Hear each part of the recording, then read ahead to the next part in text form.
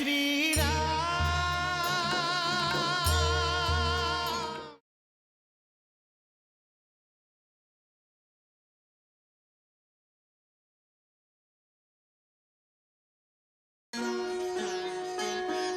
जय श्री राम, जय जय श्री राम।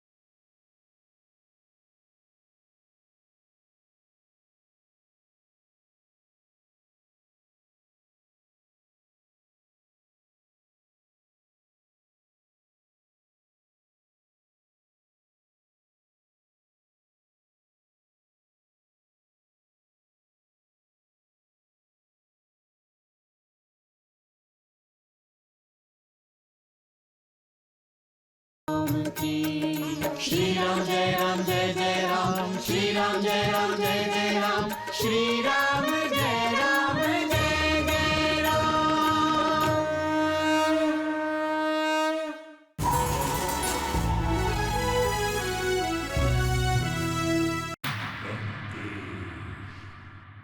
যেরকম এক নাগিন তার শত্রুর বিনাশ চায়, সেরকমই তুমিও বিনাশ চাও।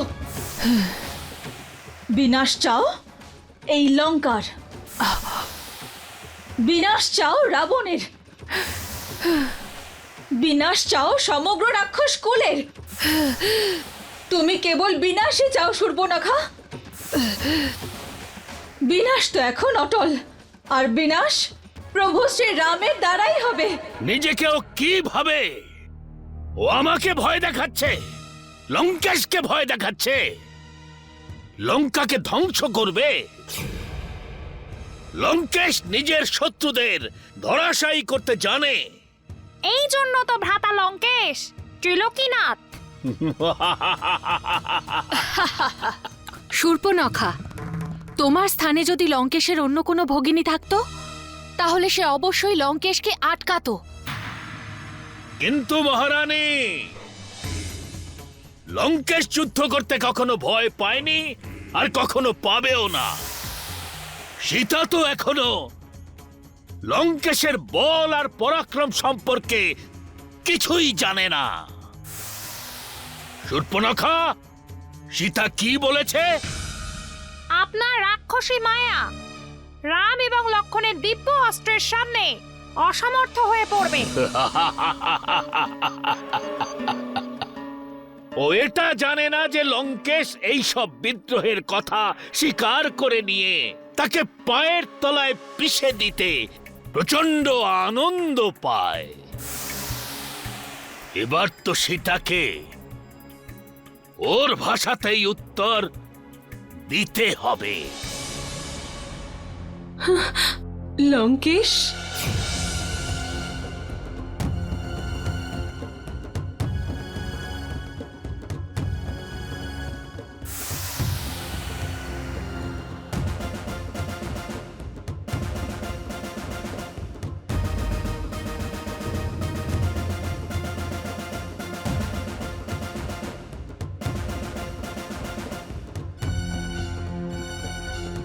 সুন্দরী,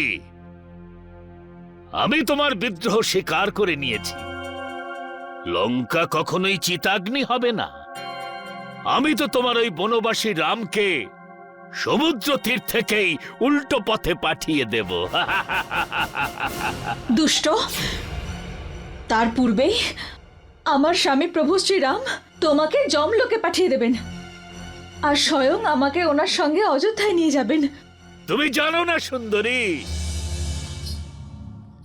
তোমাকে যখন আমি এই পুষ্পক রথে চাপিয়ে সমুদ্রের ওপারে নিয়ে যাব, তখন কখনো না, আমি তোমার সঙ্গে কখনো যাব না। তুমি যাবে সীতা, আমার সাথেই যাবে। এই দেখো,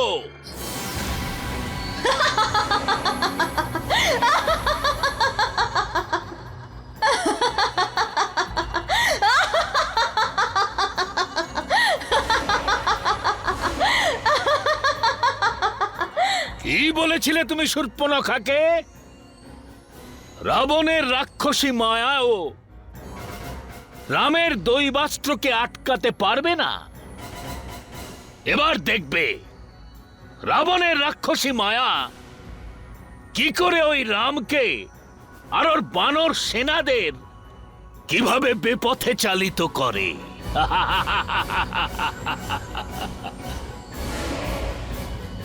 এবার আমি সীতাকে রামের কাছে ফেরত দিতে যাচ্ছি। আর রাম এই মায়া সীতাকে নিয়েই সমুদ্রের ওপার থেকে অযোধ্যা ফিরে যাবে। আর আসল সীতা তুমি চিরদিনের জন্য আমার কাছে এই লঙ্কাতেই থাকবে। কখনো না, এটা তোমার ভ্রম দুষ্ট। আমার প্রভু তোমার মায়ায় কখনো প্রভাবিত হবেন না। যখন তুমি প্রভাবিত হয়ে গেছো, তখন তোমার রামও প্রভাবিত হবে। মনে নেই যখন ঋষির ছদ্মবেশে তোমার কুটির দ্বারে আমি গিয়েছিলাম, লক্ষণ তোমার জন্য একটা রেখা টেনে দিয়েছিল। সেটা তোমার পার করা উচিত হয়নি, কিন্তু আমার মায়া বলেই তুমি ওই লক্ষণ রেখা পার করেছিলে। দুষ্ট পাপী!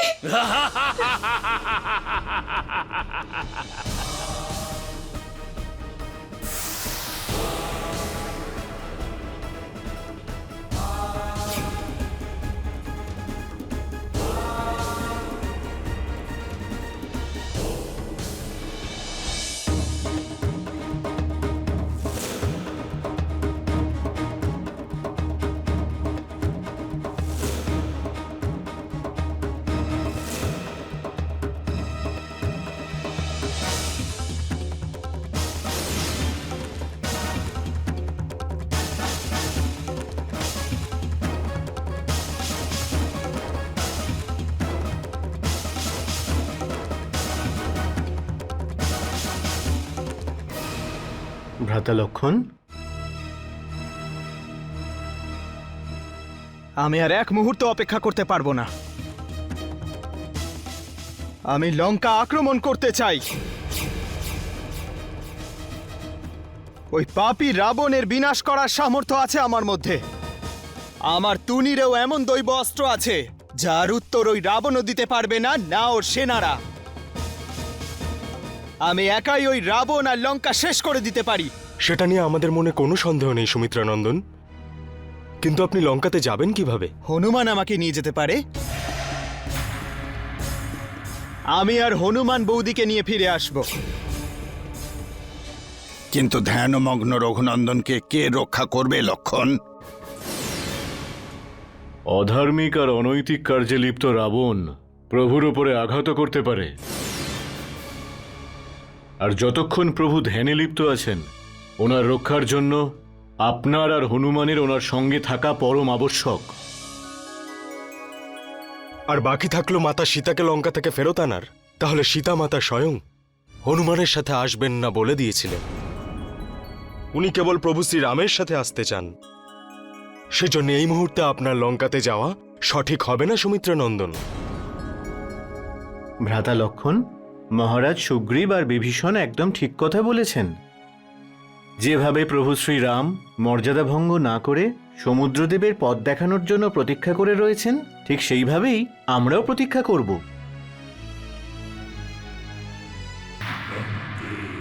রামকে সমুদ্রের ওপার থেকেই ফেরত পাঠাবার জন্য আমাকে কোনো না কোনো ছলনা অবশ্যই করতে হবে। কিন্তু রামের কাছে মায়াবী সীতাকে পাঠানো, এতে আমি সহমত নই। ওটার সঙ্গে তো আমিও একমত নই। মায়া সীতার এই ছলনা তো আমি এই জন্য করেছি যাতে আমি ওই সুন্দরী সীতাকে ভীত করে দিতে পারি। পিতাশ্রী, রামের আসল বল লুকিয়ে রয়েছে সুগ্রীব আর তার বানর সেনায়, আর সেই বলে ভিত্তি করে ও আপনাকে প্রতিস্পর্ধা দেখানোর সাহস পাচ্ছে। এই সুগ্রীবের জন্যেই হনুমান লঙ্কায় পৌঁছতে পেরেছে। যদি আমরা সুগ্রীবকে রামের থেকে বিচ্ছিন্ন করে দিই, তাহলে রাম সমুদ্র লঙ্ঘন করতে পারবে না আর লঙ্কায় পৌঁছতেও পারবে না। কিন্তু সুগ্রীব আমাদের সাহায্য করতে অস্বীকার করেছে ইন্দ্রজিৎ। পিতাশ্রী, যখন সুগ্রীব এই সংবাদ পাবে যে সীতা আত্মহত্যা করেছে অথবা আপনি তাকে স্বহস্তে বধ করেছেন, তখন তুমি কি ভাবছো সুগ্রীব ওই সংবাদ বিশ্বাস করবে? তাকে বিশ্বাস করাতে হবে পিতাশ্রী, কেননা এই সংবাদ তার কাছে সে নিয়ে যাবে যাকে চোখ কান বন্ধ করে সুগ্রীব বিশ্বাস করে। কে? হনুমান। ইন্দ্রজিৎ, ওই হনুমান কেন এই রকম একটা সংবাদ সুগ্রীবকে জানাবে? এই মায়াবী হনুমানের রূপ ধারণ করে সুগ্রীবের কাছে যাবে পিতাশ্রী। ইন্দ্রজিৎ, তোমার এই কূটনীতি আমাকে সত্যিই খুশি করেছে।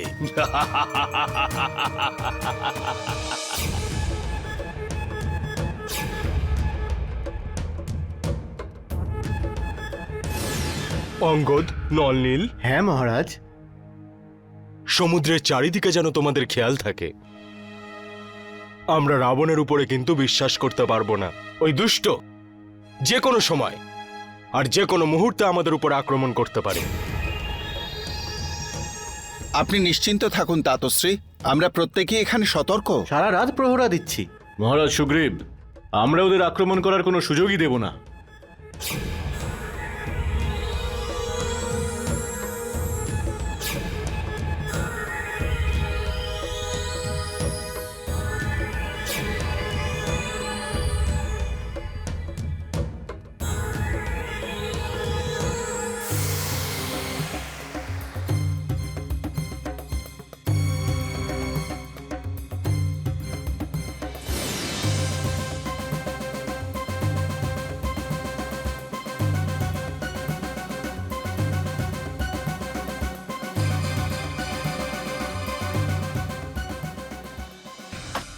হনুমান, কি হলো হনুমান?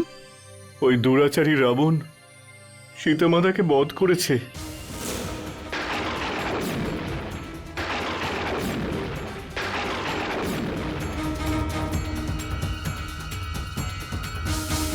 হনুমান, এসব তুমি কি বলছো? মাতা সীতা এখানে কখন এলেন? রাবণ বায়ুপথে এখানে এসেছিলেন, আমি সেটা দেখে সঙ্গে সঙ্গে ছুটে চলে এলাম। আমাকে দেখার পর রাবণ বললেন, হে বানর, তুমি রামের জন্য আমার লঙ্কা জ্বালিয়ে দিয়েছ, আমি রামের জীবনই পুড়িয়ে দেব। আর তারপর মহারাজ সুগ্রীব আর কি হনুমান, আর কি? ওই দুরাচারী মাতাকে হত্যা করে সমুদ্রে ভাসিয়ে দিয়েছেন।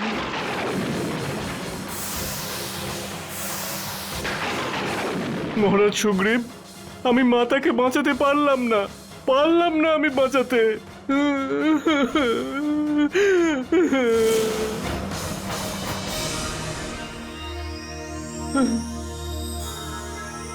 এসব তুমি কি করছো হনুমান? এখন এটাই তো আমার উচিত যে আমি আমার প্রাণ আহুতি দিয়ে দিই। দাঁড়াও হনুমান, তুমি না, আমি এই পবিত্র অগ্নিতে নিজের দেহ সমর্পণ করব।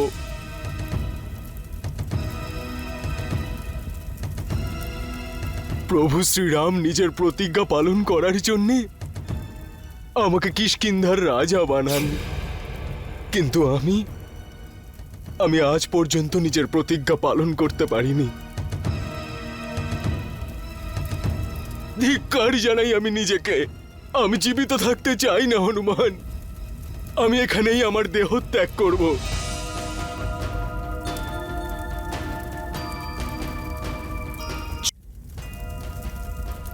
জয় শ্রীরাম।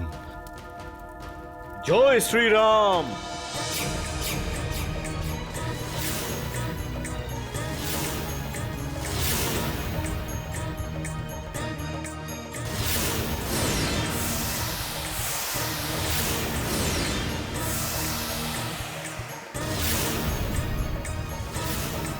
হনুমান? আর এখানেও হনুমান? দুজন হনুমান?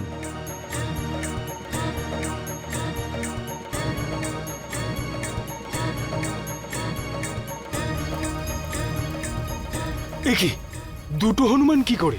আমি বলছি মহারাজ সুগ্রীব, আমাদের দুজনের মধ্যে একজন রাবণের মায়াবী রাক্ষস যে হনুমানের ছদ্মবেশে এখানে এসেছে আপনাকে মাতা সীতার মৃত্যুর মিথ্যে সংবাদ দিতে, যাতে আপনি আবেগের বশবর্তী হয়ে আত্মাহুতি দিয়ে দেন, যেটা আপনি করতে যাচ্ছিলেন। মহারাজ সুগ্রীব, আপনি দেখছেন কি? ওই মায়াবী হনুমানকে বন্দী করুন।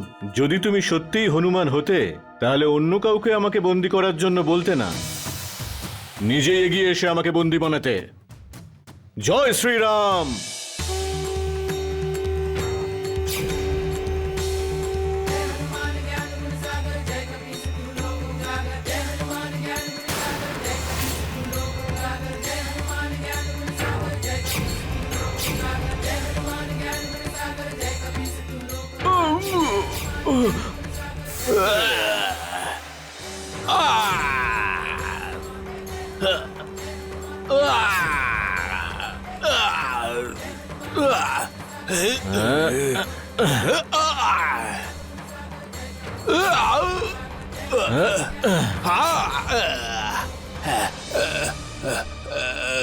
এবার বল সত্যিটা কি?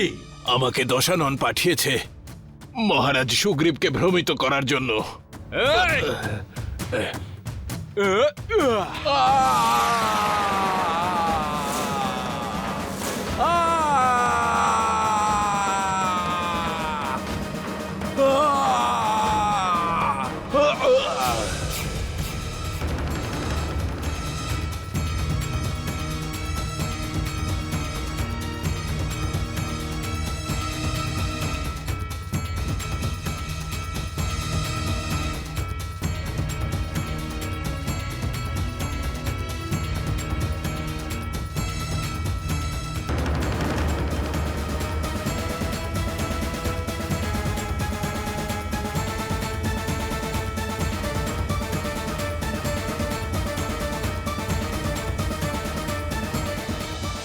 এর অর্থ কি তুমি জানো প্রহস্ত? যুদ্ধ সুনিশ্চিত, সুনিশ্চিত এই যুদ্ধ।